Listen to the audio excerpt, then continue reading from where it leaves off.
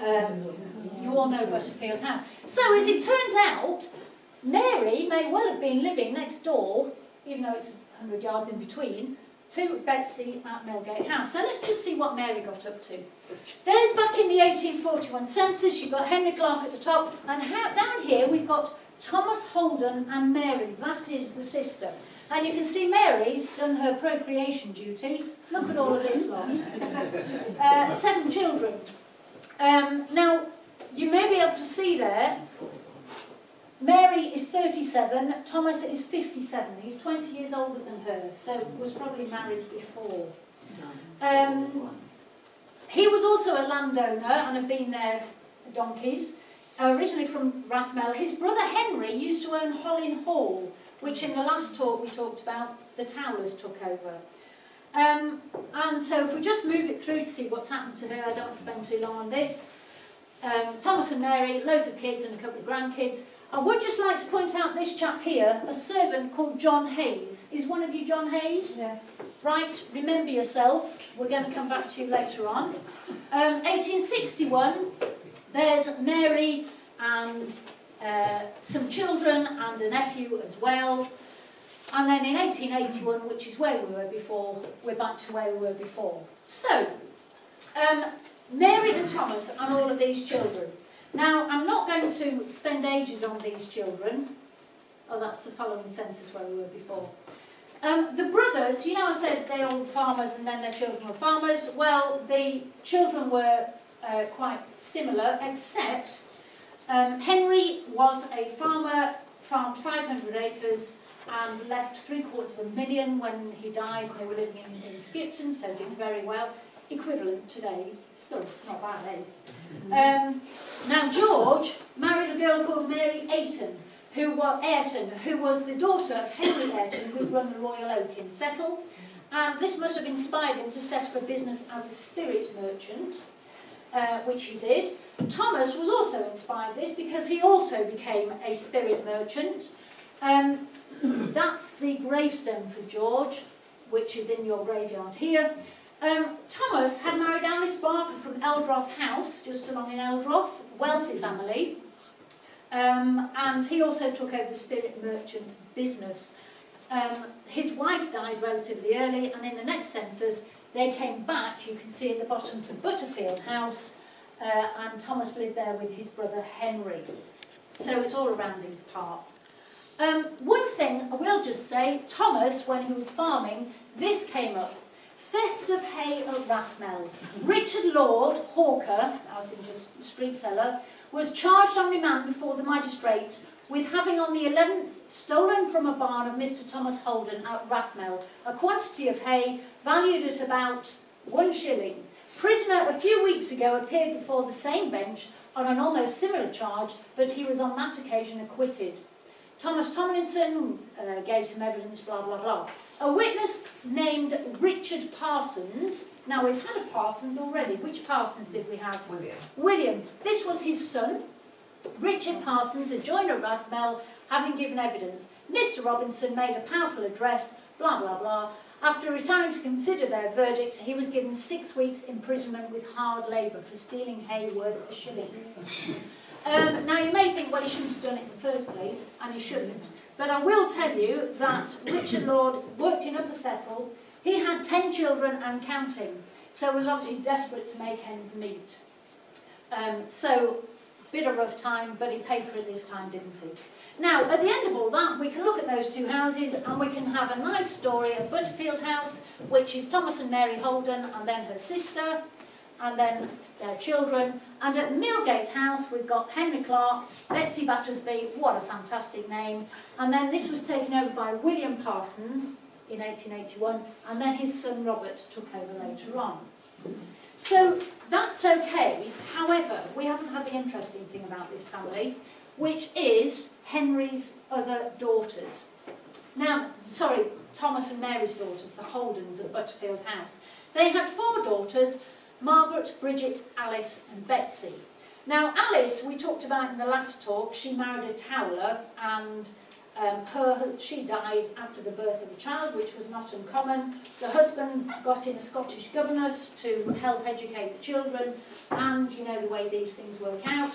She had a child miraculously, and then they got married and she gave him 5 other children. So that was Alice. Betsy married a surgeon called Robert Hollins, who was incredibly successful. She also died in childbirth, as happened after 2 children. Robert, her husband, remarried and died, leaving a cool $1.5 million, so very wealthy. And then we just need to look at these other daughters, Bridget. Now, Bridget married a chap called Anthony Beverley, who had a brother called Christopher Lodge Beverley. Are any of you the Beverley brothers? Anthony Beverley and Christopher Lodge Beverley. Yes, here they are, looking very well dressed, aren't they? Yeah. Yes, they are. They were farmers' sons from Malham, Kirby Malham. And they decided they didn't want to just carry on farming. So for some reason they moved down to Wakefield, and this pair of brothers, incredibly, decided to set up a brewery. And this is Beverley's brewery truck. I know! That's Beverley's brewery. Now this is 1861 they set this up. This brewery was still going in 1967 when it was taken over by Watney Man. And they won loads of awards, and you could get beer mats with the Beverley's Golden Eagle Ale and Beverley's Imperial Ale. And must have been absolutely loaded. They made an absolute fortune. Unfortunately, Anthony died when he was just 48 in 1876. Left the equivalent of $2.5 million to Bridget. Now Bridget, our Bridget from Rathmell, could have just taken the money and run. But she didn't. In the next census, Bridget, bless her cotton socks, in the census you can see here, she's described as a widow, and you can see here she's now a co-partner in the brewery. Go Bridget. Top woman. So she's decided to work with Anthony's brother Christopher, and in business with some of her sons. She had about 7 sons, and they continued to run the brewery. Fantastic. However, a few years later, 5 years later, the partnership was dissolved. One of her sons backed out the business, and the whole partnership between them dissolved, but Bridget kept the business on.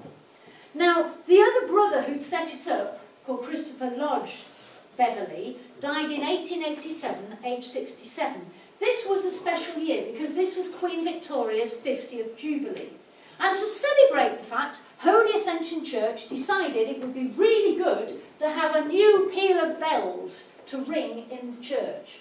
And the only way you could get money for those things in those days was to put out a subscription to all the good and wealthy and say, can you contribute to our bells? And this coincided with Christopher's death. It turns out Christopher and Anthony had both been to Giggleswick School.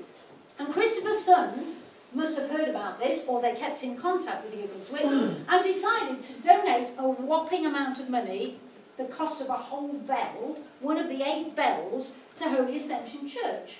And so one of the bells is dedicated to Christopher Lodge Beverley. And there is an inscription on it in Latin, which says words to the effect of, Latin translation is subject to variability, Church of God in newer mould, I'm thy prayer bell as of old, pure in their hand and heart must blend, who in the hill of God ascend. Christ the key of realms on high, open, open to our cry.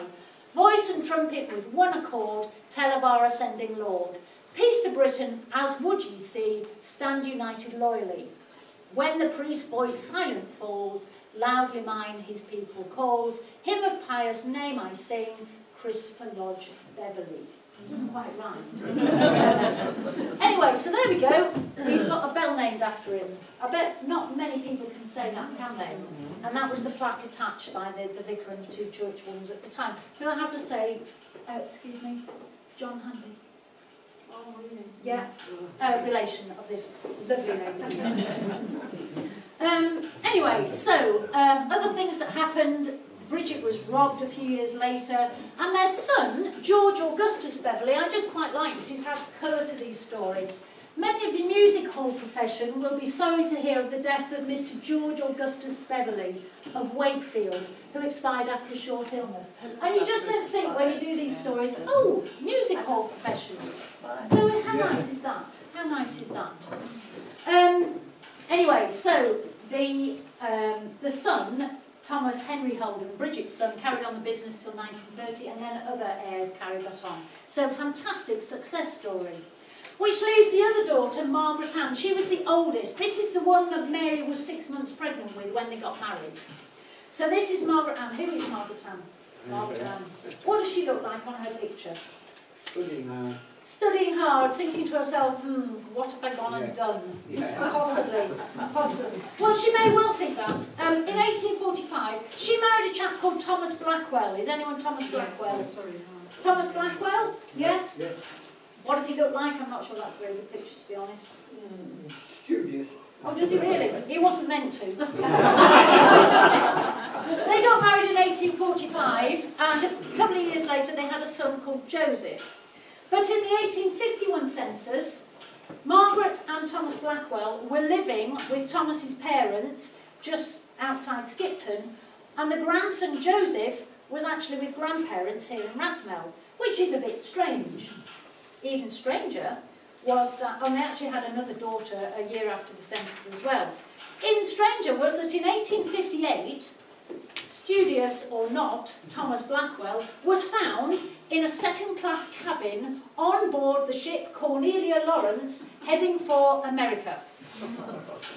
In 1863, he signed up for a Civil War mounted infantry unit. I don't think he had any intention of coming back. So, poor old Margaret Ann, the following census, there's the Holdens with the grandson, Joseph Blackwell, and poor old Margaret, she's actually living with Anthony and Bridget in Wakefield, which is where the brewery was. There she is, Margaret Blackwell. He's called a retired farmer. This was about the time they were setting up the brewery. So maybe she'd gone to help, or maybe she just needed a break, bless the cotton socks. However, the following census, she's back with her mum. There she is, Margaret Blackwell, with Mary Ann and Joseph, her 2 children. Now, 5 years after that, she married a man called Joseph Stuttard. This is their marriage. They're both widow and widower. He's described as a cotton spinner, which doesn't do him justice, because he was the owner of a huge, whopping cotton mill in Lancashire and was absolutely loaded. So somehow, she's managed to land herself this man. The other chap's over in America fighting the Civil War. But anyway, I'm sure the laws about bigamy don't apply if he's disappeared on a ship, do they? Now, he doesn't say on here, oh yes it does, 48, 59, so he's 10, 11 years older than her. He actually died a few years later, and in his will he left the equivalent of 4 million. So Margaret actually is not doing bad, is she?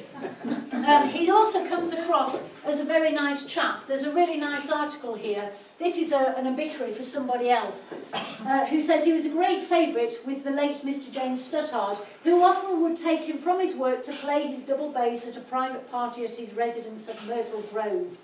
So, you know, just a nice, civilised, let's go and play the double bass together sort of thing. Sounds quite a nice and very rich man.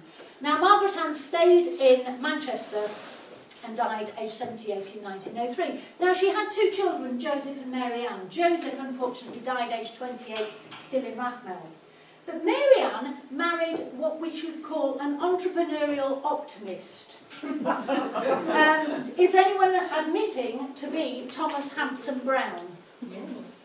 Yes? How would you describe him? Very handsome. Very handsome. Very handsome. And I'm sure he probably was. Yes. He obviously had the gift of the gab and could lag his way into anything. Interesting chap. His mother died at his birth, so he was brought up by aunts and uncles. He married our Mary Ann in 1875, but by 1877 he's recorded in the newspapers having an argument with a cotton mill owner in Manchester, where they were arguing about who owned machinery. And then in 1883 he was declared bankrupt as someone who was a dealer in cotton mill machinery.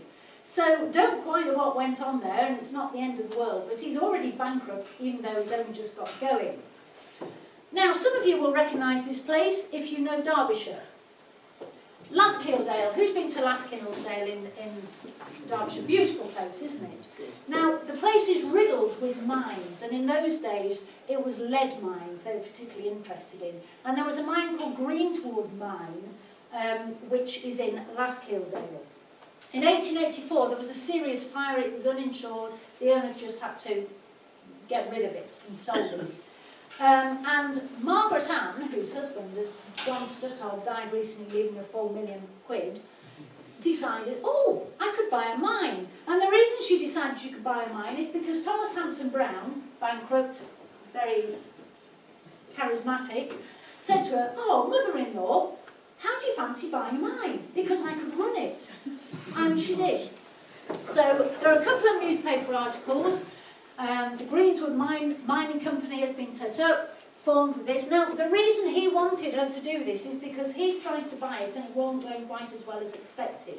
So he was asking her to bail him out. Although there were reports, the whole place was abandoned until the gentleman, that's Thomas Hampson Brown, took it in his hand and put new life into the old place. The amalgamated property extends to over however many miles. So he obviously has managed to turn it around somehow. However, there are things, in 1886, the manager of the mine was done for stealing coal from the mine. And it went to court and all the rest of it, and it does mention in here, in the name of one of the partners, Mr. Thomas Hampson Brown. Another partner would have been our Margaret Ann. The end of that article, this is so typical of 19th century press, starts here. A lot of cross-swearing followed, and eventually the case was dismissed. He was also accused of stealing coal on another occasion when the mine was in the possession of the mortgagee Mrs. Margaret Ann Stuttard of Manchester. So obviously this family is heavily invested in this mine. Now, Margaret Ann is going to die soon after this, but Thomas didn't give up, he kept going. He stood for a district councillor, and he was also standing for local government elections as well. Unfortunately, his business sense didn't get any better, and in 1907, the one on the right, he was sued again for more problems to do with a different mine at Parsley Hay. And in 1918, Thomas left, and I don't know whether you can read this, but this is how much money he left for his son. Says at the bottom here, Thomas Hampson Brown, blah, blah, blah, blah, Bakewell he's living in now, auctioneer, died 31st of January 1917, administration to Leonard Brown, that's his son, land surveyor, effects £13, 14 shillings and 1 penny. So, not that much really. Right, now then, in about 5 minutes, I'm sure you're ready for your cup of tea or coffee or your refreshments. And just while that's sorting itself out, I'm hoping someone can mysteriously make that happen, we just need to have a little thing. None of these people have actually been buried in Rathmell, and what we're going to go and have a look at now is some of the people who are. And first thing, which is quite interesting, is, I always think is interesting, I had a lovely morning with Brian looking through the burial records. Oh, I love looking through burial records, they're just so interesting. And the first burials, this is the first page from the book, which some of you will recognise, it's even on display in the church porch. I don't expect you to be able to read it, but there's some things that stand out for me. The ages of the people in that first page, 9 months, 1 year, we've got at the bottom 1 month, and then we've got 74, 23, 75, 71, 89. You people in Rathmell are very healthy, aren't you? Generally, compared to average, that is a very healthy, I mean, obviously you've got child mortality, 1 in 5 children died under the age of 5, but healthy ages for a lot of these people, especially this one that's 89. The other thing that you may not be able to, well, you can't see from there, so I'll wait till we can see it a bit closer. Now, the very first burials you may be aware of, you may be able to see at the top here, are Nancy Hay and Margaret Hay, who are buried together, and this is their gravestone, which is the first gravestone on the right as you walk in through the church gate. And there's a lovely inscription on there which says, safe from the powers of sin, twin infants, dear Nancy and Margaret Hay. To Christ the first fruits in the sacred ground, may all its harvest such by grace be found. So a lovely inscription to these two children, Nancy and Margaret, who were twins. One's died aged 9 months and one's died aged 1 year. So how sad, a pair of twins dying. So who actually were they? Well, they were actually the children of a couple called William Hay and Grace Bulmer. Now, Ken and I spent a long time researching this family. William was an agricultural labourer on the main road near the Cross Keys, just here. The twins were the 6th and 7th children of this family. They all already previously had another set of twins. Before she'd married, Grace, who married William, had already had 2 illegitimate children, both of whom had died. Did you know the mortality rate for illegitimate children was twice that of legitimate children? And that's an interesting question to ask. Why? Was it because mums weren't prepared and may not have had support? Were the babies not wanted? You know, a dark area. Anyway, this was a working class family, and these children of this family, apart from these two, all married working class people and lived in Lancashire on the whole. Grace, the wife, died in 1861. She's in the graveyard too. Let's hope she's also in this grave. And William, Dad, went to live with his daughter Isabella, who had actually married another cowkeeper over in Lancashire. Now, if you look at the wedding certificate of these two, which you might not be able to read, well, you won't, you're really good. But this is their signature, William Hay, Grace Bulmer, and by the side it's got an X which says his mark, her mark.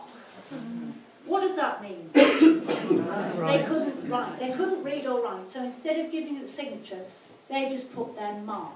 Now, I suggest to you how unlikely it might be that these two parents may have come up with the money to pay for a whopping gravestone like this, and also to come up with such a beautiful inscription. I would suggest to you it is probably quite unlikely. Maybe because these were the first two in the graveyard, it was a pair of twins, that generated quite a bit of sympathy and the community got together, as it's a very good, caring community. This is entry numbers 1 and 2, and entry number 7 is Isabella Hayes. Isabella Hayes is grandma, and she's died June 2nd, the following year. No, it's actually 1846. Those twins were the only burials in 1843, the first year of the graveyard, and there were hardly any the following year.